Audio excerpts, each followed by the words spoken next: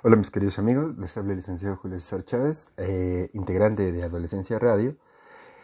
Y en esta página de YouTube vamos a estar subiendo algunas cápsulas sobre temas importantes de justicia para adolescentes, adicional a lo que se transmita en otros espacios. Y yo les comentaba a mis amigos de Facebook si gustaban o les interesaría que subiéramos una cápsula estableciendo qué es el interés superior de la niñez y la adolescencia.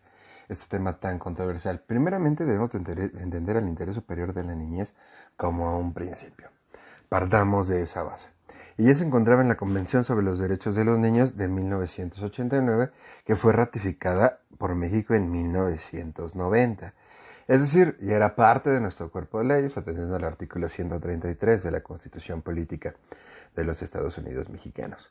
Sin embargo, no podemos perder de vista que hasta la reforma del 2011, importantísima reforma de junio del 2011, es cuando se establece un bloque de convencionalidad. Y este bloque de convencionalidad establece que todos los tratados internacionales o convenios firmados y ratificados por México forman parte de nuestro cuerpo de leyes. En ese orden de ideas, debemos de entender que de ahí se empieza a enlazar este interés superior de la niñez, pero también el 12 de octubre del 2011 se reforma el artículo cuarto constitucional y ahí es cuando realmente hasta ese momento se incorpora lo que es el principio del interés superior del niño y la obligación de observar dicho principio en todas las decisiones que involucren derechos de niñas, niños y adolescentes. Entonces, directamente primero debemos hacer una diferencia entre principio y se debe de diferenciar de reglas o normas jurídicas concretas. No podemos perder de vista que los principios tienen validez e inclusive pueden llegar a ser obligatorios, pero para obtenerlos se debe hacer un ejercicio de abstracción, es decir, para dotarlos de contenido. Para que nosotros digamos, no solamente es llegar ante el juez y decirle, juez, solicito que resuelvas a la luz del interés superior de la niñez, que si bien es una obligación, atendiendo a que es un derecho humano, lo cierto es que se debe de brindar ciertas herramientas o cierta argumentación para que el juez lo pueda llevar a cabo. ¿Ok? Entonces debemos de hacer estas interpretaciones directamente y ustedes me dirán, oye Julio, ¿qué ha dicho la Corte? La Corte en diversas tesis ha descrito el principio del interés superior del niño, niña y adolescente como la satisfacción plena de todos los derechos, especialmente los de la Convención de los Derechos de los Niños y la Constitución Política de los Estados Unidos Mexicanos. Pero como les decía, este es un tema que parte desde más rango y marco internacional. Entonces, directamente de manera internacional hay dos documentos que realmente nos explican qué es el principio del interés superior de la niñez. Primeramente contamos con la opinión consultiva 17-2002 de la Corte Interamericana de Derechos Humanos, que define el principio del interés superior como la garantía plena e interpretación sistemática de los derechos contenidos en la Convención. Y se enfatiza la importancia de niñas, niños y adolescentes para expresar su opinión. De ahí te viene un punto importantísimo en la justicia para adolescentes, que es la autonomía progresiva. ¿Qué es la autonomía progresiva? Que a todos los adolescentes dentro de un proceso judicial se les va a escuchar, pero para que se les escuche se debe de tomar en cuenta la edad que tengan. Es decir, si nos vamos a los grupos etarios en los cuales o donde entran los adolescentes a un sistema modalizado, tenemos tres grupos etarios. Y no se va a escuchar de la misma manera a un adolescente de 13 años que a un adolescente de 17 y medio. Sí se van a escuchar de la misma manera. Sin embargo, al momento de que se tome en cuenta su opinión, se deben de hacer los ajustes y las ponderaciones necesarias para que se haga valer el interés superior de la niñez. ¿Okay? Pero una parte importantísima que viene hasta del artículo 12 de la Convención de los Derechos de las Niñas y Niñas es que siempre se va a tomar la opinión de los niños al momento de resolver. Y dos, la observancia general número 5 sobre medidas generales de protección y es emitida por el Comité de los Derechos del Niño. Y refiere entonces que el interés superior de la niñez implica la adopción de medidas por todas las autoridades de nuestro país, de los tres órdenes de gobierno, federal, estatal y municipal. Y que al momento de que estas medidas que lleguen a afectar a niñas y niños, se debe de hacer un análisis sistemático de cómo cualquier medida pueda o no afectar a un niño o una niña, inclusive de manera indirecta. Entonces, partamos de la base que atendiendo estas dos construcciones que devienen de instrumentos internacionales, debemos de darle ciertos alcances que se le dan al interés superior. Primero, se debe de entender como un principio de ponderación, y aquí es cuando entran en conflicto dos o más derechos, como pueden ser los derechos entre niños y adultos, donde existe, y esto vayámonos a la materia penal, que es en la que va encaminada este canal de YouTube, directamente tenemos derechos de víctimas y adolescentes bajo el mismo nivel. Sin embargo, el interés superior lleva un grado de protección mayor, que es el principio, y tenemos que hacer las argumentaciones necesarias. Entonces, sin embargo, están igual. Pero ¿qué pasa? Un ejemplo, al momento de imponer medida cautelar, si nos vamos a los supuestos del artículo 170 del Código Nacional de Procedimientos Penales, ¿qué tenemos? Que se debe de salvaguardar el derecho y la integridad de las víctimas. Si nos vamos a este supuesto, entonces el derecho de las víctimas a su integridad debe de tener una mayor protección, y ese puede ser considerado un eje de cautela para la interposición de una medida cautelar. Es decir, si nosotros en algún momento vamos, o mejor dicho, cualquier autoridad, si en algún momento va a hacer alguna restricción o limitante de un derecho, debe de estar debidamente justificado. Es decir, tiene que ser un ejercicio de ponderación para determinar si está por encima el del adolescente, y si en caso de que lo vayamos a restringir, pues este derecho puede ser debidamente restringido. Y como un principio de ponderación,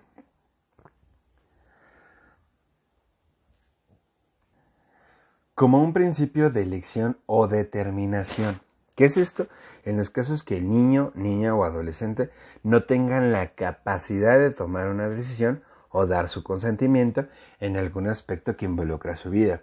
Y esto va desde procesos jurisdiccionales, donde podría atender la autonomía progresiva, hasta cuestiones en materia civil o familiar, como una cuestión hereditaria o una cuestión familiar, donde sí se puede tomar en cuenta el dicho del niño o niña o del adolescente.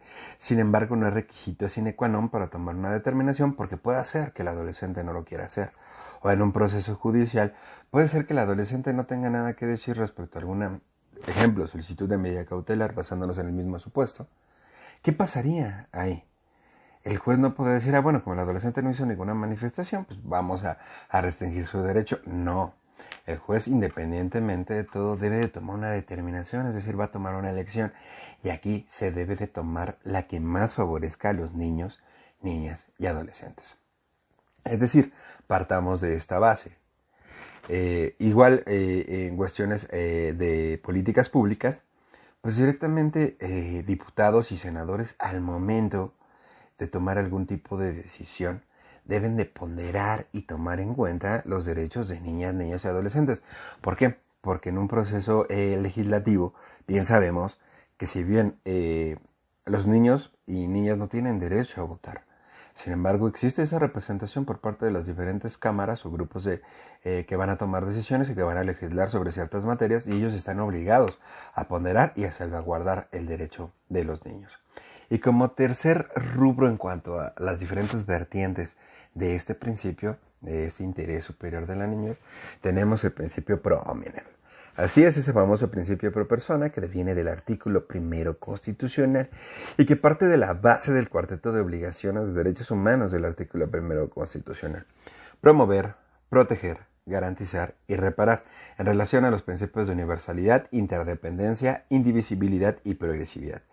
Es decir, se debe de comprender de manera sistemática los derechos de niñas, niños y adolescentes. ¿Por qué? Porque cualquier decisión que afecte uno de los derechos, pues evidentemente va a afectar a los demás. Entonces siempre debe de haber o una interpretación más amplia en su gama de protección o una restricción menor cuando se hable de limitar un derecho humano. Ahora, ¿qué nos dice el artículo 4 en su párrafo 9, 10 y 11 de la Constitución Política de los Estados Unidos Mexicanos? Directamente empieza dando una facultad al Estado. Dice que todas las decisiones y actuaciones que participe el Estado, deberá velar y cumplir el principio del interés superior de la niñez. ¿Cómo se cumple Garantizando de manera plena todos sus derechos.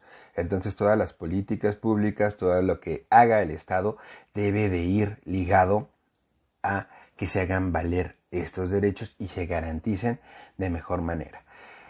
Ascendientes y tutores tienen la misma obligación y aparte tienen que hacer valer este interés superior y también tienen que exigirlo directamente. ¿Ok? Y el Estado debe de otorgar facilidades a todas las personas que busquen el cumplimiento de los derechos de la niñez. Prácticamente de lo que se habla es la obligación estatal de garantizar, salvaguardar y potencializar los derechos de los adolescentes. Ahora me gustaría bajar este tema a un rubro de carácter procesal. En la Ley Nacional del Sistema Integral de Justicia Penal para Adolescentes prevé en su artículo 12 que es el interés superior de la niñez. Y aquí hacen también una cuestión tripartita que debemos de considerar a este como un derecho, como un principio y como una norma de procedimiento o una norma de carácter procesal. ¿Qué busca esta división? Asegurar el disfrute pleno y efectivo de todos los derechos, en concordancia con la Ley General de los Derechos de Niñas, Niños y Adolescentes, que en una cápsula después la comentaremos de mejor manera. Y al final del día dice que esta ley, que las determinaciones, o para que se pueda determinar o apreciar integralmente el interés superior del adolescente, se deben de tomar ciertos parámetros. 1. El reconocimiento de estos como titulares de derechos. Deben recordar que antes de las reformas del 2015, donde se habla de un cambio de paradigma completo del sistema integral de justicia para adolescentes, antes teníamos un sistema tutelar. Y el sistema tutelar veía a los adolescentes y a los niños, directamente a los adolescentes por el rango de aplicación, cerrémoslo en ese rubro, veía a los adolescentes como objetos de derecho, es decir, sí tienes derechos, pero eres tan joven y tan inexperto que no nos vas a hacer valer o no sabes cómo hacerlos valer. Entonces entra este interés superior directamente de la niñez, entra esta reforma y te conviertes en un titular de derechos, se te empiezan a dar derechos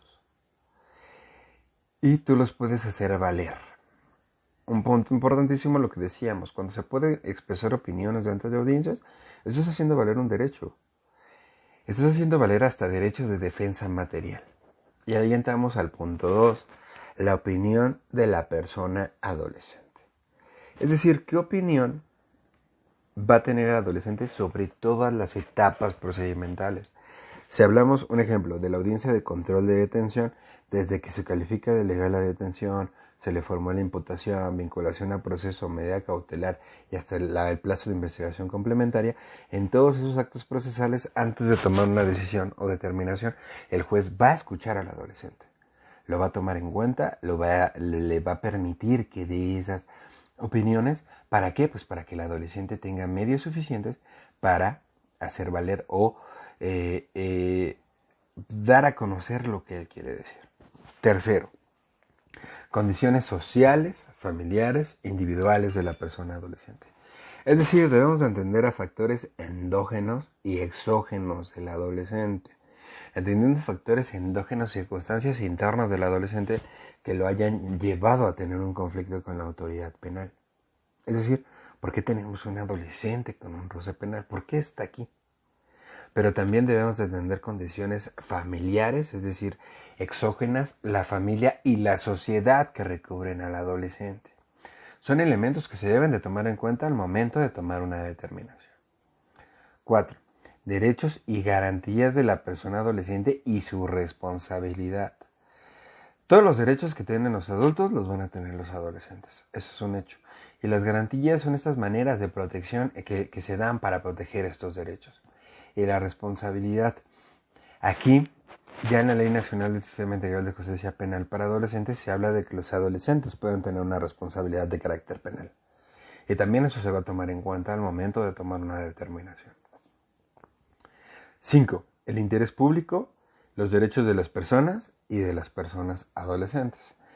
¿Cuál es el interés público?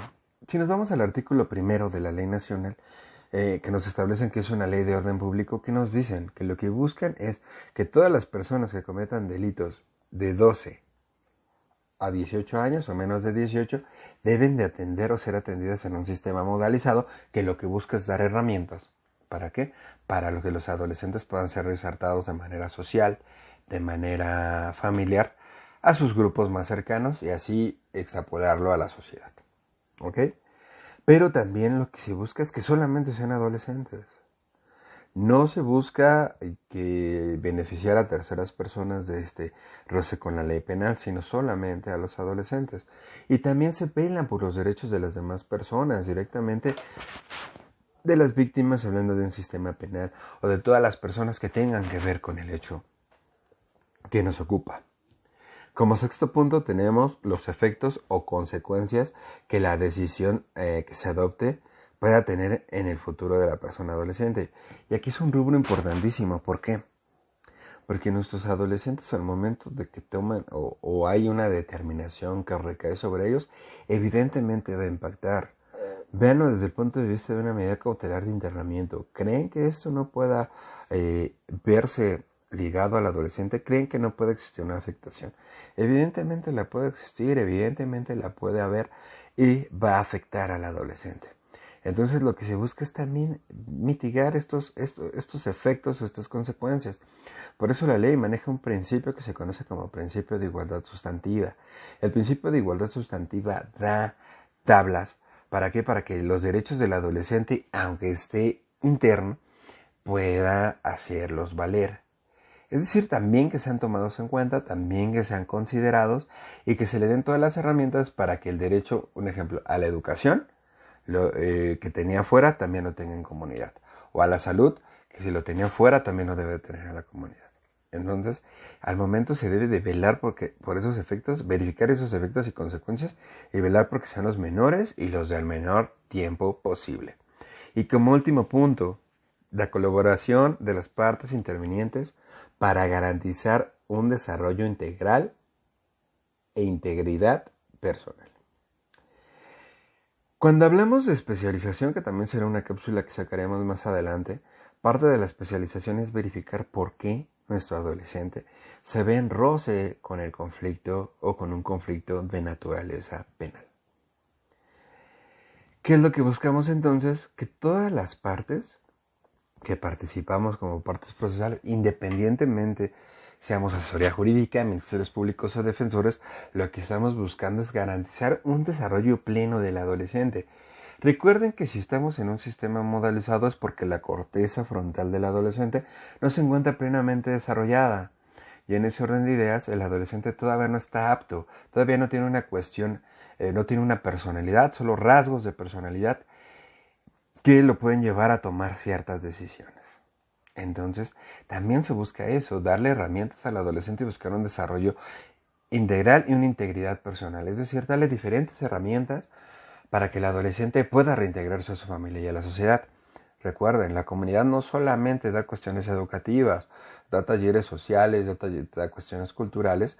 ¿Para qué? Para que los adolescentes, al momento de que se encuentren restringidos o haya alguna decisión, sea esta para hacer valer y salvaguardar estos derechos.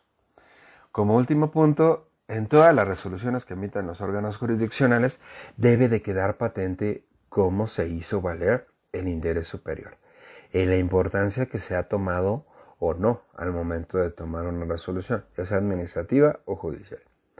Esos serían los puntos del interés superior de la niñez, amigos. Pueden dejar comentarios, espero que se suscriban al canal, que estén compartiendo esta información y como les comentaba en el principio de esta cápsula, estaremos publicando diferentes cápsulas en el transcurso del tiempo sobre diferentes temas de materia de justicia para adolescentes. Cuídense mucho, nos estamos viendo pronto y recuerden que esto es Adolescencia Radio, su radio de confianza en materia de justicia para adolescentes.